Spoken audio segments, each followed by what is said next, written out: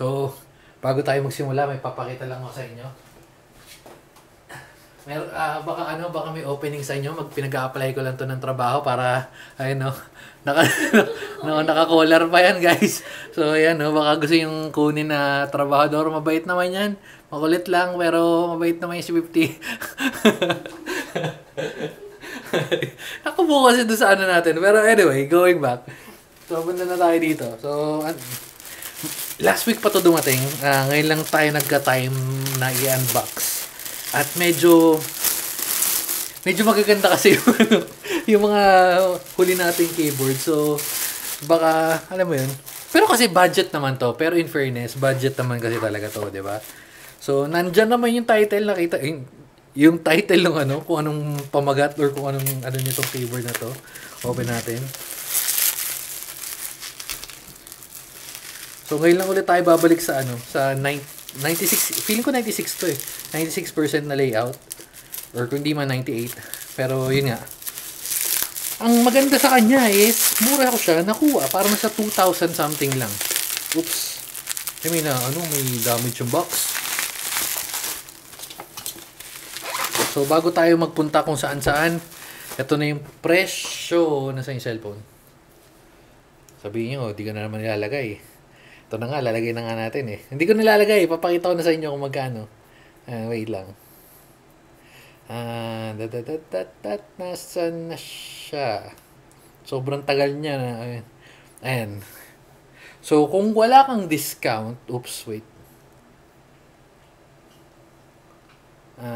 Yan, walang discount. Ang presyo niya, oops, kita ba?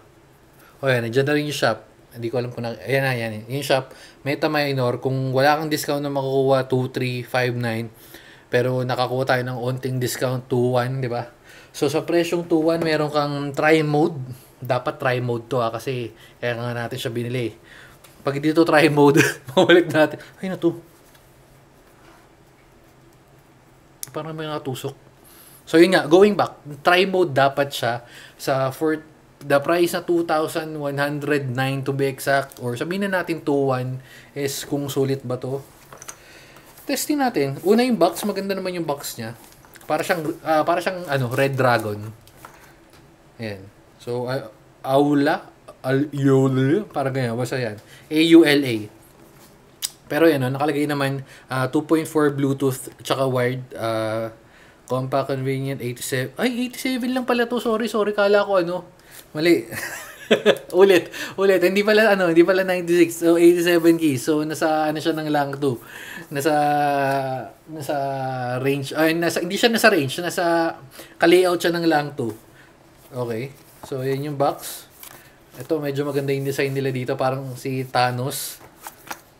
Si Thanos ulit na nakapikit pa rin.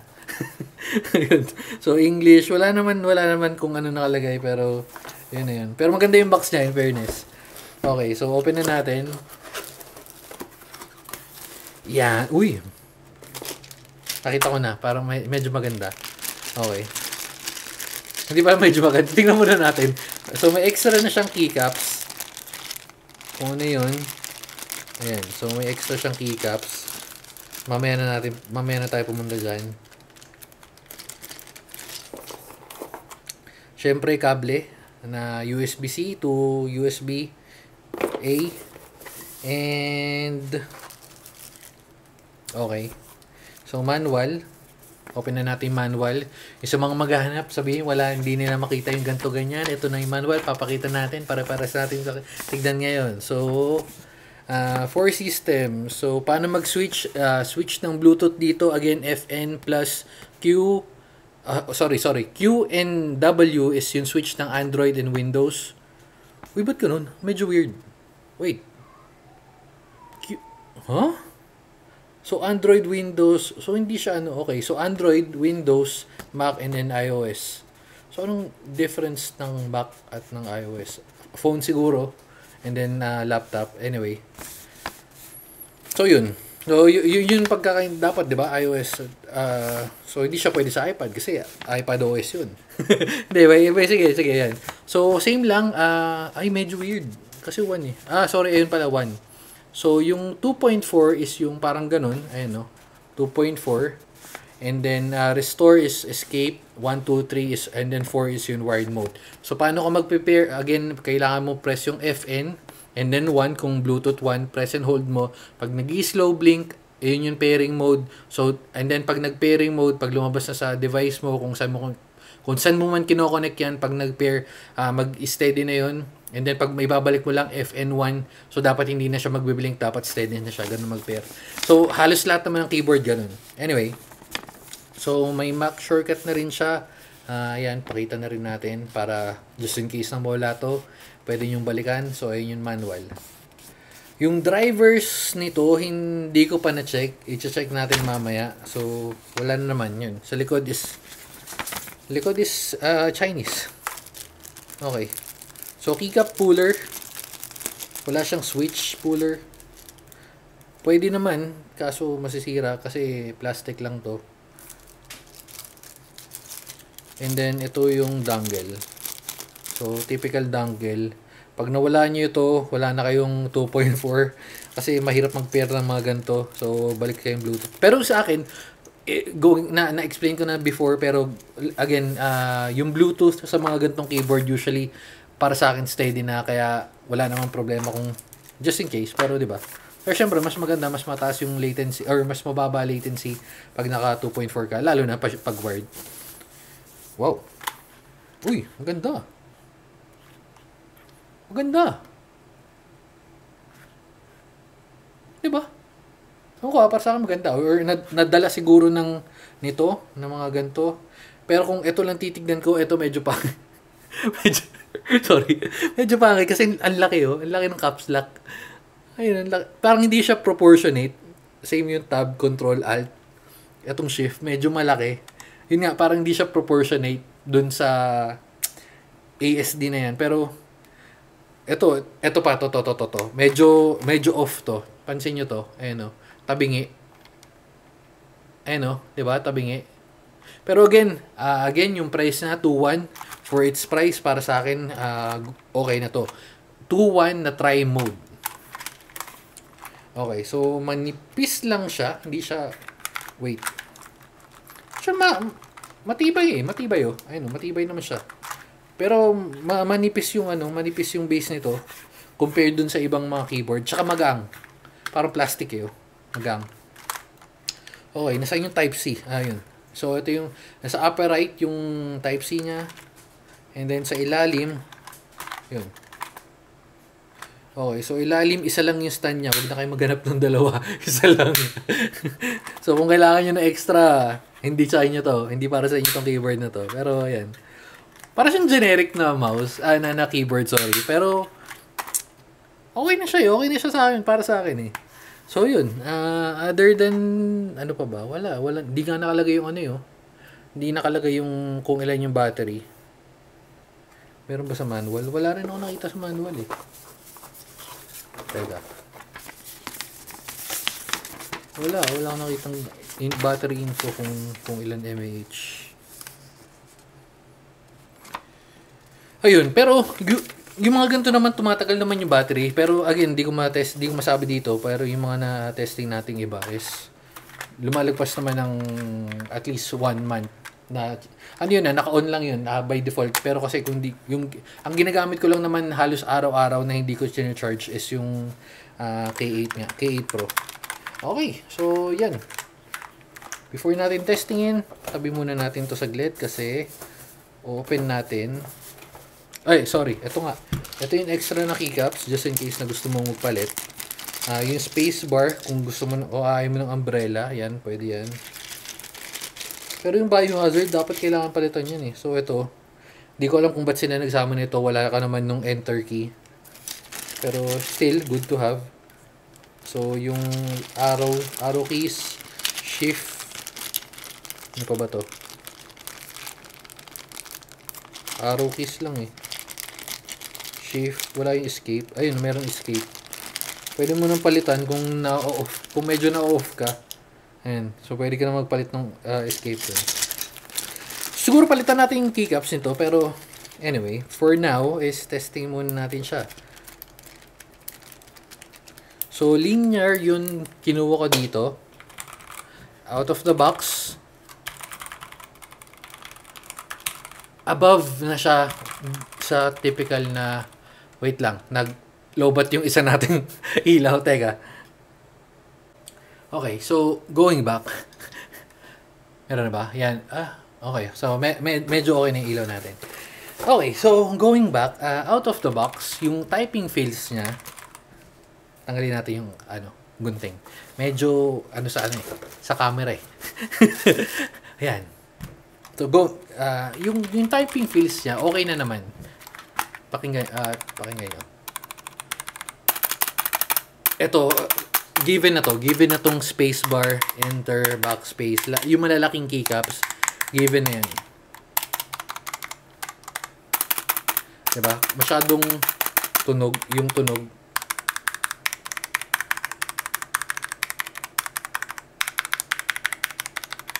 Okay na siya eh. Nandun na siya sa alam mo siya, lamang na naman siya dun sa ibang mga keyboard eh.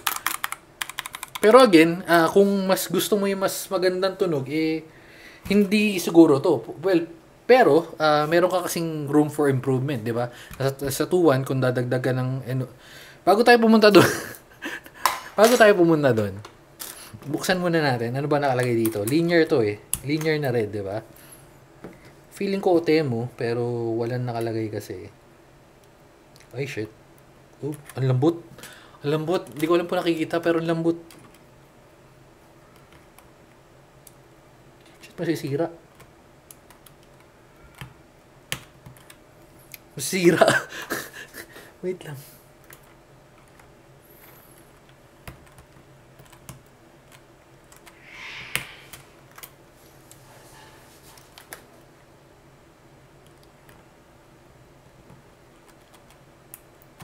Ayaw magtatanggal. Ang kunat, men. Ang kunat. No, kita nyo ba? Kunat eh, oh. Pero ako gantong, nakalimutan ko nung keyboard yun. Ganto rin yun eh. Malambutas ang hit. Hot swappable to, sure ako eh. Hot swappable to eh. Dapat hot swappable. Wait. Confirm na natin ha. Hindi ba siya hot swappable? Hot swappable dapat to, men. Wait. So, nagdalawang isip tuloy ako kung hot swappable ba siya. So, kukonfirm ko lang. Wait. Okay. So, may catch. Wala akong makita nakalagay na hot swappable siya. Nag-check din ako sa website. So, itatry na natin. Unplug natin. So, kung hindi, edi sira. Sira. Pero, dapat kasi hot swappable to eh. Kasi yung switch niya, di ba? So, yan. Sige. Tatry natin ulit.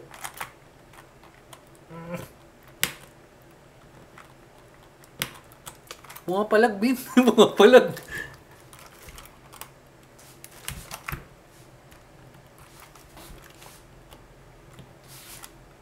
Durog na yung housing ng Ang durog na yun. Try natin. So, try natin dito sa kabila. Oops. Sirahin natin lahat ng switch.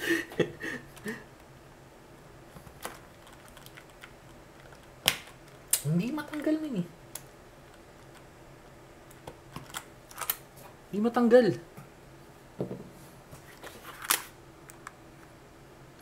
Pero hindi, ayun, may board eh. Nakikita ko yung sa ilalim eh. Nakikita ko sa ilalim ayun, yung may parang ilaw. So, dapat may saksakan yun. Feeling ko, wait lang, gagamitan na natin ng puwersa. Okay. Medyo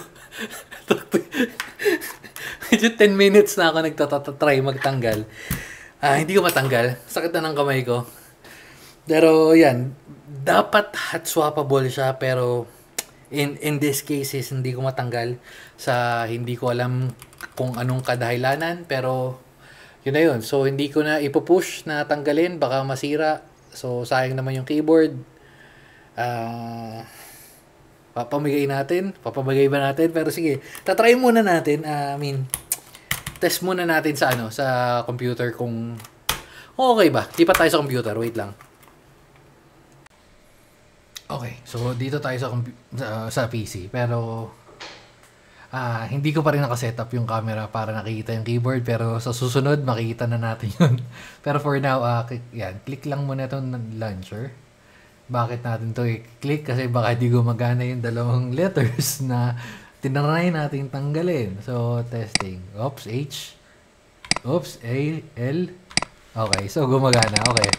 Okay, gumagana. So, close na natin yan. Switch tayo. Mamaya na tayo dyan sa monkey type. Test muna natin kung NK arrow siya. Press tayo ng keys. Dalawa. Oops. NK arrow naman siya. Ayan. Goods na yan. Goods. Yung sa latency.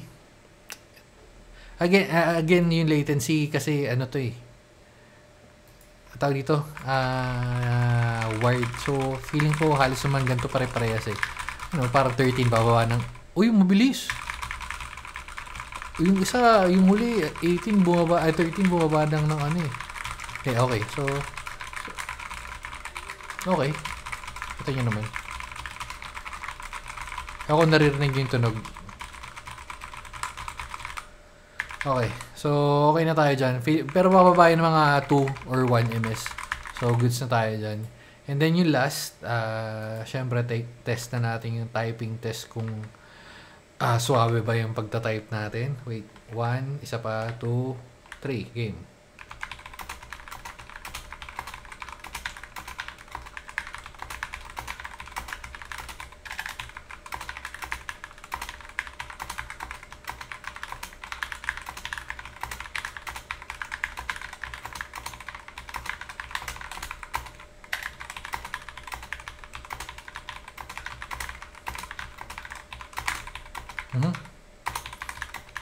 Tumali. Napindot natin yung Naku, nagkamali na. Ulit, isa pa. Dumikit yung dumikit yung keyboard. Hindi kasalanan ng hindi kasalanan ng keyboard. Wait, napindot ka. Isa pa.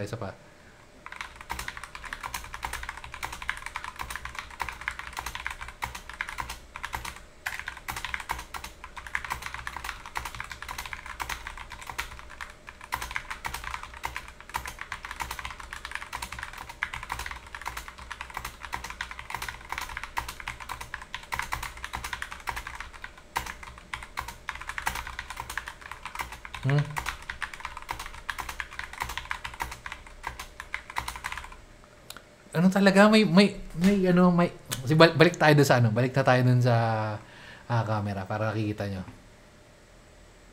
Ayun. Welcome back. So bago tayo tumuloy sa kung saan, di ko pa lang napakita yung pag nakabukas, pag nakailaw. Well, maganda siya in fairness. Ganito itsura niya. Yan. Kita nyo? Ayun. So, yung software kasi, nag-try ako maghanap. Pero feeling ko nasa set yan na. Pero, ayun nga, umiilaw-ilaw. So, off na natin. Pero going back, maganda yung pailaw niya. Pero yung software niya, nag-try akong maghanap, wala. So, nag-message ako sa seller. Pag nag-reply yung seller, try natin download. Kasi database not found. Database not found. Hindi ko sure kung gaano katagal na tong keyboard na to. Pero feeling ko medyo bago-bago. Siguro mga nasa 2020 or 2019. Baka 2021. Di ko, parang ganito yung keyboard na yun. Anyway, so yun na nga. So, yun sa keyboard, yun sa typing test na part, medyo umulit ako kasi medyo mabigat pag nagta-type ako. Hindi ko masasabing linear siya. Well, linear siya, pero para papunta na siya sa tactile kasi although walang feedback, yung spring siguro hindi pala tactile. Linear siya pero mabigat. So, yung force niya is hindi katulad nung normal na ginagamit ko, which is yung gray or silver sa ako and then red sa Gateron. So, medyo mabigat. Kaya yung spring, kaya pag napipindot ko is medyo mabigat siya sa mabigat sa kamay. Mahirap siyang pindutin. Hindi pala, sorry. I-clear natin, hindi mahirap pindutin. Mahirap pindutin na yung pag pinindot mo, hindi siya yung agad na lumulubog. Wait lang ko. Eto, sakto. Same figure natin. Eto na lang. Gagateron. Uy, nakakunik yata. Eto, ayun, lambot kasi nito yun. Ayun, no? Eto, ang gaang eh. Oh. Eto, yun. So, anyway. Dahil pinakita natin, so, sunod natin video, may comparison tayo. Anyway, so, balik tayo dito. Okay, so, for its price, masasabi ko okay na siya.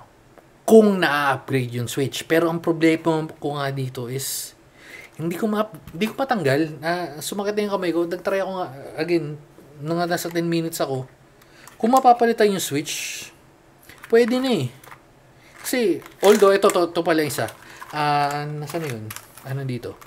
Wala siyang lagayan ng dongle. So, yung dongle, pag mawala mo, tulad ng nasabi ko kanina, wala siyang ipitan. So, diba? Unlike tong ibang keyboard, meron siyang sinusuksok mo dito or dyan or sa ilalim.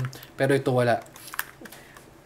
Siguro, okay na siya. Okay lang siya. Kasi kung maggaganto ka lang, I suggest mag-RK ka na lang na 87. Pero again, kung ito lang yung, ito yung pinakakaya mo ng budget sa 2.1, kasi wala naman ako nakuha malaking discount, voucher. Nasa 2.1 lang siya, di ba? Pero kung nasa ganung range, pwede na siya. Kung iiwan mo lang siguro iwan mo sa office, as pagka kinuha ng kasamahan mo, kaopisina mo, hampas mo sa kanya. Hindi, pero yan, okay na siya. Okay na siya, okay lang siya, pero hindi ko siya ma-recommend eh. Kasi nga, medyo makunat una yung keyboard, tapos wala siyang kabitan ng lagay ng USB. So, sakto lang. Pero again, ayun yung pinaka, ng keyboard na yan. Yun. Pero kung kaya mag-extend ng onte, magpunta ka na lang dito sa ganito. Ayun. RK. Sobrang sulit. RK87. Ganda ng keyboard na to. So, gagawa tayo ng comparison. Mga susunod na video, set up lang natin. Pero, inuubos ko lang yung mga ina-unbox natin kasi natatambakan tayo. Pero yun, ito na yun sa keyboard na yan. Sakto lang, sucks lang, di ba? O yun na, sige na. Yung driver, again, pag nag-reply yung seller, at saka nag-message ako, confirm ko sa kanya kung hot swappable, which is dapat hot swappable. Kung hot swappable to, pwede na kasi kung 2.1, sabihin natin bibili ka yung sinasabi ko, bibili ka ng silver na ako. Ito preference ko to Again, yung trip kong Switch is ako silver or yung Gateron na red. Yung Gateron red Pro kasi pre-lube na yun. So, pwede ka naman mag-group kaso tamad nga ako. So, yun yung mga preference ng Switch. Kung mapapalitan, kasi parang papatak din ng 1,000 plus yun. So, siguro le-level na siya. And then, upgrade mo yung keycaps. Pero kasi kung nagano nga, abot ka na rin sa presyo ng Langto eh. Yung Langto out of the box, gumagana na siya. Same as with RK. Anyway, so yun lang. Kung may tanong kayo or may violent reaction kayo, comment nyo lang. Check natin. Tapos, compare natin sa iba. Okay? Sige na. Yun na. Bye-bye. Babu!